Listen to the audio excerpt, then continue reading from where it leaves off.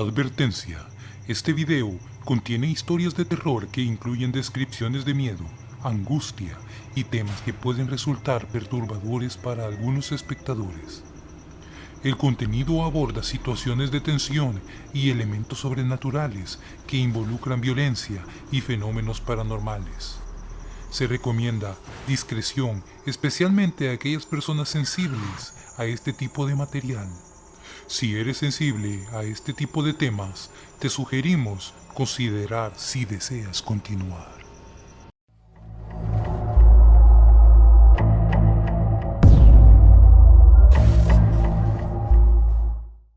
Cada vez que llega la hora de terminar el día, justo cuando los árboles agobiados por las hojas susurran a la luna, que algo invisible para el ojo humano está por despertar. Los vestigios del pasado vuelven a la vida y toman el control de la noche. Los mágicos suspiros del más allá se juntan con nuestra realidad. Y es entonces que en nuestros sueños podemos ver, oír y hasta tocar. Esa dimensión que solo bajo la penumbra de las estrellas es posible experimentar, la conocerás aquí, en Cuentos No Son Cuentos. Bienvenidos una vez más a un episodio de Cuentos que no son cuentos. En esta oportunidad vamos a narrar dos historias en conmemoración de la celebración del Día de los Difuntos. Quédate y descubre esas historias que nadie ha querido contar acá en Cuentos que no son cuentos. El amuleto de la desgracia. En un rincón olvidado del país, en un pueblo cubierto por la sombra del abandono, había una escuela pública que la gente evitaba mencionar. Era un edificio decrépito, donde las ventanas estaban rotas y los techos apenas se mantenían en pie. La historia del lugar era un susurro en los labios de los ancianos del pueblo, quienes se persinaban cada vez que la mencionaban. El origen del mal que azotaba esa escuela era un antiguo ritual fallido, uno que involucraba a una niña inocente llamada Angélica y a un profesor que jugó con fuerzas mucho más allá de lo que esperaba. Fuerzas oscuras que jamás logró comprender. Angélica fue una niña de ojos grandes y curiosos, la única estudiante que todavía sonreía en aquella escuela maldita que parecía haber olvidado la alegría. Un día, mientras jugaba en los columpios de la escuela, descubrió un pequeño amuleto enterrado bajo la arena de los juegos. Era un tipo de collar que tenía una forma chistosa para Angélica. Aquel extraño objeto estaba hecho de piedra negra, con símbolos tallados que la niña no podía comprender. En ese momento, sonó el timbre para regresar a clases y Angélica, curiosa como siempre, estaba intrigada y absorta por el collar.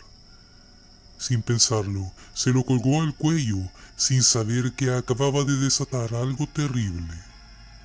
En el salón, Angélica comenzó a sentirse mareada y poco a poco perdió el conocimiento. La maestra la llevó a la enfermería y llamaron a su madre de urgencia para que fuera por ella. Esa noche, Angélica comenzó a tener pesadillas. Soñaba con sombras que la perseguían, figuras oscuras que la observaban desde los rincones y desde cualquier lugar donde la luz no podía llegar. Los días pasaron y la condición de Angélica se deterioraba. Cada día más, su enflaquecido cuerpo se ponía más y más pálido. Su condición empeoraba día a día. Fue entonces que los sucesos extraños comenzaron a materializarse en los salones de clase. Extrañas sombras aparecían en los pasillos y carcajadas macabras se escuchaban por doquier. Muchos profesores aseguraban que podían presenciar cómo extrañas figuras danzaban entre las esquinas de los salones cerrados con llave. Fue entonces que el profesor de la Cruz, un hombre que la comunidad siempre había considerado excéntrico, tomó todas aquellas extrañas manifestaciones en serio e investigó al respecto. De la Cruz era muy conocido por su obsesión con el ocultismo. Sin embargo, nadie podía prever lo que estaba por venir. Un día, notó el amuleto alrededor del cuello de Angélica. Su expresión cambió de inmediato.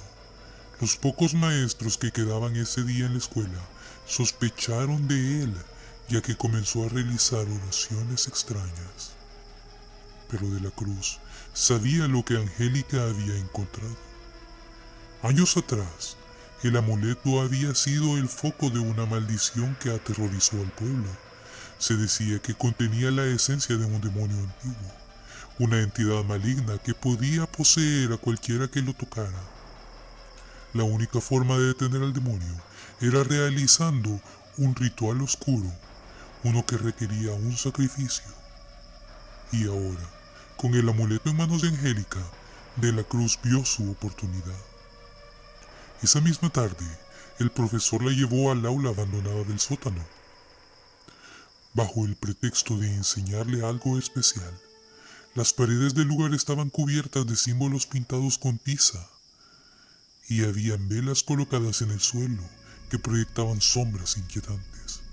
Angélica, asustada pero confiada en su profesor, no entendió lo que estaba por suceder hasta que ya era demasiado tarde. De la Cruz comenzó a murmurar en un idioma antiguo, uno que parecía desgarrar el aire mismo. Las sombras en la habitación se agitaron y Angélica sintió cómo el amuleto en su cuello se calentaba, como si quisiera escapar de su cuerpo. La pequeña gritó desesperadamente, pero en ese sótano olvidado nadie podía escucharla. En su intento desesperado por contener al demonio, el profesor había subestimado su poder. El ritual falló de la manera más horrible, y el demonio, enfurecido, se apoderó del cuerpo de Angélica, consumiéndola por completo. Lo último que la niña sintió fue un dolor indescriptible, mientras su alma era arrancada de su cuerpo. A la mañana siguiente, el conserje de la escuela encontró el cadáver de Angélica, su pequeño cuerpo retorcido en una postura inhumana. Aún conservaba el amuleto. El profesor de la Cruz había desaparecido sin dejar rastro, pero algo mucho peor quedó en la escuela. Desde entonces, aquellos que se aventuran a pasear en el edificio al caer la noche cuentan historias de una niña que vaga por los pasillos oscuros. Los pocos que han tenido la mala suerte de verla aseguran que sus ojos no reflejan vida alguna. Solo el vacío. Angélica se aparece jugando con el amuleto, como si estuviera atrapada en un ciclo de sufrimiento eterno. Pero no es solo su presencia la que aterra a quienes la ven. Se dice que cuando ella aparece, algo mucho más oscuro la sigue de cerca, una sombra informe que susurra en el aire, buscando otra víctima. Los que han escuchado los susurros del demonio saben que la maldición no terminó con Angélica. El amuleto solo espera a su próxima víctima, alguien lo suficientemente desafortunado como para cruzar el umbral de esa escuela olvidada por Dios. La carretera del diablo.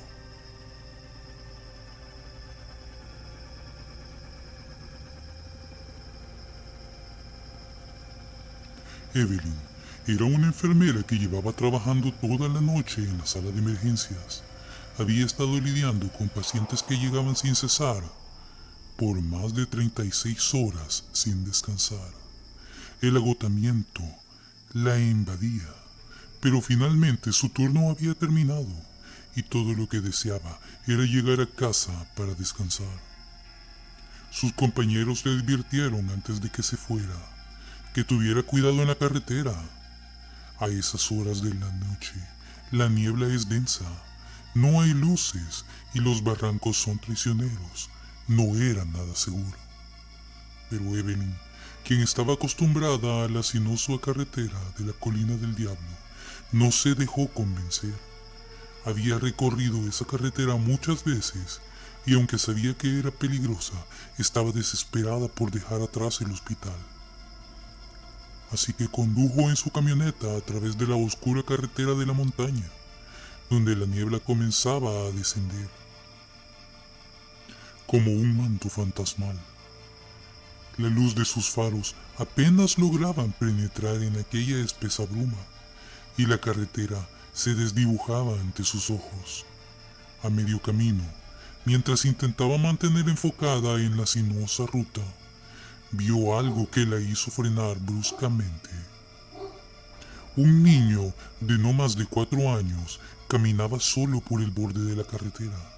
Vestía con una pijama sucia, estaba descalzo y tenía manchas en todo su cuerpo y su cara. La enfermera detuvo su marcha mientras el corazón se le aceleraba, mientras se preguntaba qué hacía un niño a esas horas de la madrugada en un lugar tan peligroso. Sin pensarlo 2 veces, salió corriendo hacia él. «Oye, pequeño», gritó mientras avanzaba. «¿Estás bien? Es peligroso. Ven acá». Pero el niño no respondió. Al contrario, empezó a caminar más rápido, alejándose de ella con sus pasos pequeños, resonando en el silencio de la madrugada.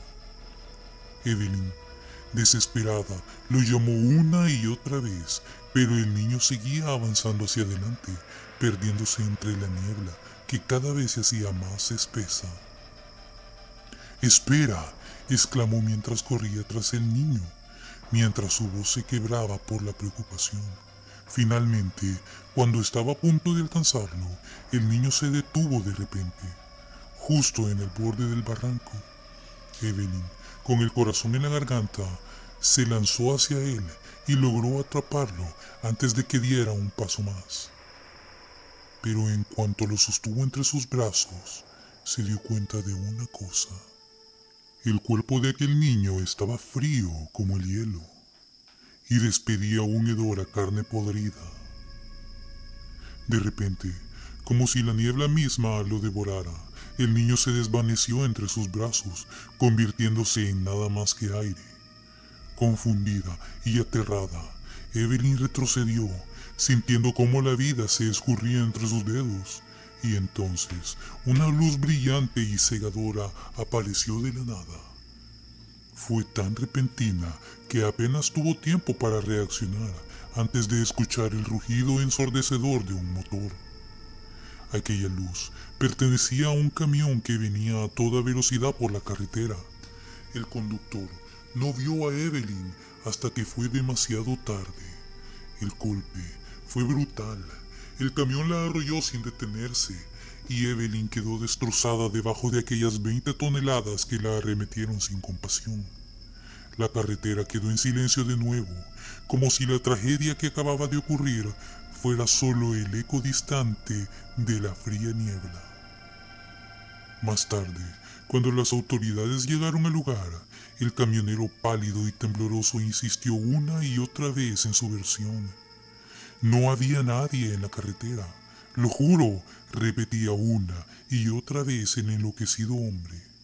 En su declaración ante las autoridades se repetía una y otra vez que la carretera estaba vacía. De repente apareció una luz y luego lo único que el hombre pudo distinguir frente a él era la sangre en su parabrisas. Pero en el borde de la carretera, donde la enfermera había intentado salvar al niño, no encontraron huellas ni rastros de nadie más que solo ella. La densa niebla y el silencio de la montaña eran los únicos testigos silenciosos en el lugar, como si aquella carretera se hubiera tragado todo, dejando atrás solo el misterio de una vida perdida. Algunos dicen que la figura de la mujer se aparece en las noches de niebla densa, buscando a un niño que jamás existió. Se dice también que el espíritu de la enfermera quedó atrapado en una dimensión desconocida, donde su destino será de penar eternamente por la búsqueda del niño de la pijama enlodada.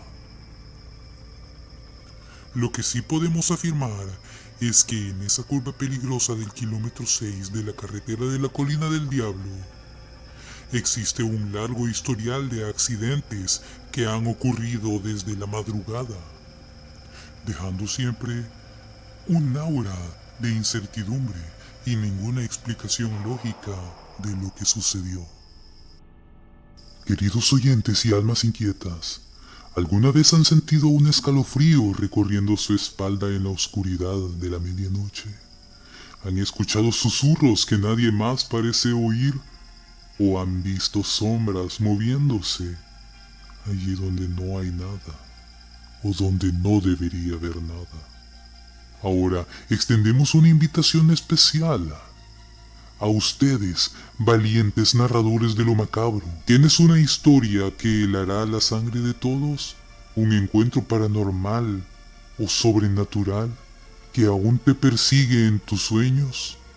Este es momento de compartirlo. Envía tus relatos más aterradores, ya sea una experiencia personal, un cuento original o un misterio no resuelto, y déjanos darle vida en nuestra siniestra atmósfera sonora. Atrévete a abrir la puerta de tus miedos más profundos y envíanos tu historia a edicionesdelavega@gmail.com y prepárate para que tus palabras cobren vida en cuentos que no son cuentos, donde cada susurro y cada sombra encuentran su lugar. Esperamos tus relatos, si te atreves. Y es así como cerramos este capítulo de cuentos que no son cuentos. Justo cuando el filo de la aguja del reloj guillotina a la medianoche y el aire está cargado de misterio. Justo cuando se puede sentir como los susurros de los secretos antiguos de algo sobrenatural acechan entre las sombras, esperando por su próxima víctima y por los próximos cuentos que no son cuentos.